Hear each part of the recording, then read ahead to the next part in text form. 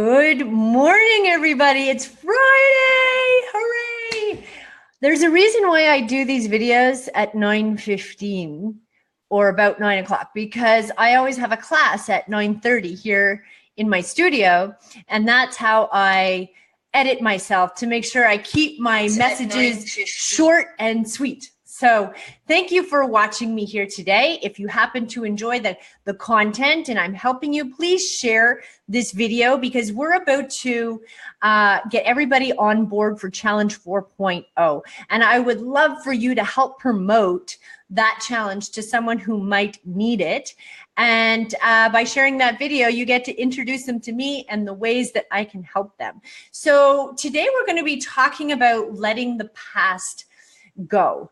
And a lot of times that holds people back, something fierce, when they've had either traumatic events happen to them, or they have a history that they keep carrying with them every step of the way. And it is so heavy on your shoulders. Good morning, Julie. Good morning, Krista. Aaron, thank you so much for watching me here.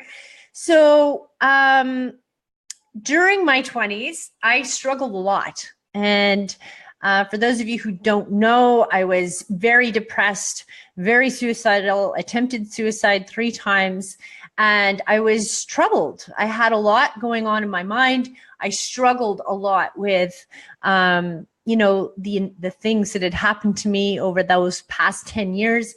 And it was probably until I was about 33 where I finally got to a stage where I had mastered how to release that stuff, to stop festering on it.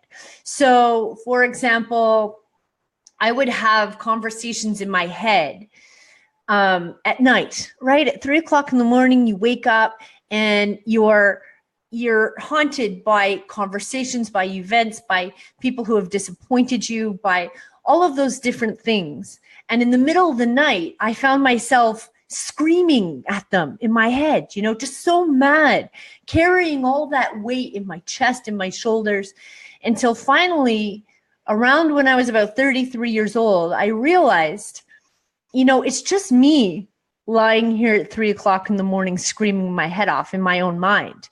They're fast asleep, getting fast asleep. Like, my issues are my issues. And regardless of what happened from people in my past, I have to figure out how to digest this information and deal with it so that I'm not yelling at people at 3 o'clock in the morning in my head. I have to figure out a way to let it go. And one of the first ways I figured out how to do that is by really understanding the other person, by really looking at them and understanding their history, their imprint, when they were born and they had their life and all the struggles and anything that may have happened to them over their life, and kind of understanding the way they were brought up and the way they were raised. And maybe that impacts who they are today and how they treat people. So that's always the first place I go to, is to try to understand them, so that whatever may have happened to me, maybe it's not necessarily because of me. Maybe it's just who they are, and it's not something that I should take personally. So that was the first way that I was able to start to manage to let go of the past. And when things when you're in the muck and you're in the mess of things and you're going through really hard times, and you need to kind of get up in the morning and figure out how you're going to deal and digest, it's hard not to keep regurgitating all this stuff back in your mind again, especially when you don't understand it. When you don't understand why things are happening, that's what often makes the regurgitation come up. So the first thing you have to try to do is dissect what is happening, dissect the situation, dissect the person, dissect the relationship, and really understand where your ownership is in that problem, in that event, in that situation, and then understand what they need to own. Now, whether they do or not is irrelevant, because you cannot control other people. You can control you. That's the only person that you can control. But once you understand what their ownership is, whether they own it or not, then you can release yourself from that part. So you can say, okay, well, this is what I learned. This is where I went wrong. This is what I said wrong. This is what I did wrong. These were my mistakes. I own them. I accept responsibility for those. There was a consequence as a result of my actions, and that's the part that I own. And I've always done that. Whenever I have been made aware of a situation that I know of, that I've been told, I go and I own my responsibilities and I apologize where it's appropriate. And that releases you from that obligation, regardless how mad that person is at you, regardless if you've said something that have royally pissed them off. If you go up to them or you email them or you call them or you do whatever's appropriate and you're like, I own this part. This is where I went wrong. And for that, I am sorry. I don't believe I'm in the wrong in this area, but this is the part that I own. Now, it doesn't matter what happens on the other side. It doesn't matter. Because regardless whether they own it or they don't, or they accept responsibility for it or they don't, you know that you have. And you've controlled what you were able to control.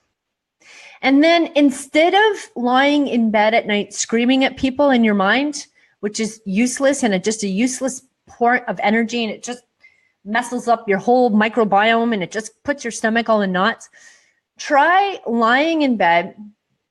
And imagine that you're just lying out in a beautiful field on the most beautiful day, just you and all of Snow White's little animals just like trickling along beside you. There's the deer and there's the bunny and there's the sparrow, right? And just lie down in that pasture.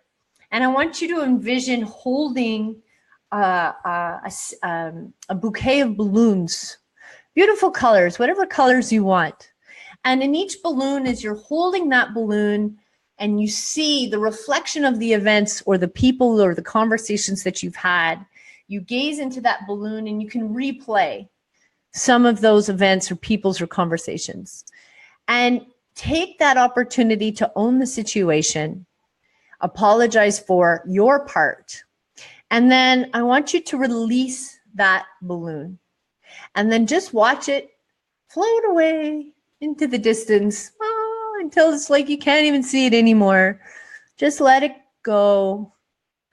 And every time you're haunted by those same people or that same situation in your mind and you keep bringing it back, I need you to just go back to that meditative state. Just go back, put yourself into that field and envision that conversation, own it, remind yourself where you went right and where you went wrong. And then release it again. And just do that as many times as you have to do it to feel confident. Because what holds us back in negative situations is the unresolved. Do you agree? The unresolved things that it's not, you can say closure and all the, the psychobabble and all that stuff, but it's just not resolved. And that's what closure means, right? So in your mind, the minute you've resolved it, you can let it go. And you just keep resolving it in your mind until it's far behind you. And that's it, right? That's our message for today. That's going to help you to kind of release those things. And then when you're lying in that field, just use as many balloons as you have up there and just keep playing each scenario and each conversation and each person that you need to release and let go into the air.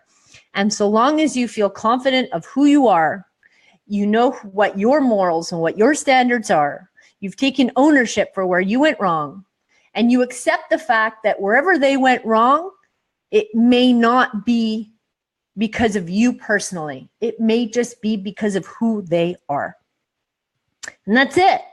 Okay, so I'd love to know how you can respond to that. I'd love to know your thoughts on that. Don't just be a lurker and watch without giving me any feedback. I would love to know. Comment down below and share your experiences and your stories. Don't forget, if you are watching this video, likely one of my challengers have shared this video on their wall, hopefully while I'm still live. So please share right now. If this content was valuable to you, please share it with your friends and family while it's live so that they can get my notification notifications so that they know when I'm live. Our 4.0 challenge is just happening in 2 weeks. I've already signed up 3 people this morning. We are getting everybody ready now so that they have everything they need. All the tools are all set and ready to go by May 12th. So don't delay. Don't put it off. If you are thinking about joining, you got to do it today. We've got our measurements series going on tomorrow morning. So we're taking all sorts of measurements tomorrow, and then we're ready to rock and roll. Okay, so pass on the link below. It's been pasted below. If you're ready to sign up for the 6-week challenge, now's the time. Share this with your friends and family. I love it. Okay, guys, go on and have an amazing day. Even better, have an amazing weekend. Even though it's supposed to be raining, maybe this is that spring cleanup day where you just get a little few things organized around the house, maybe a couple of Netflix and pajamas. Have yourself an amazing day. I cannot wait to see you on the next time around.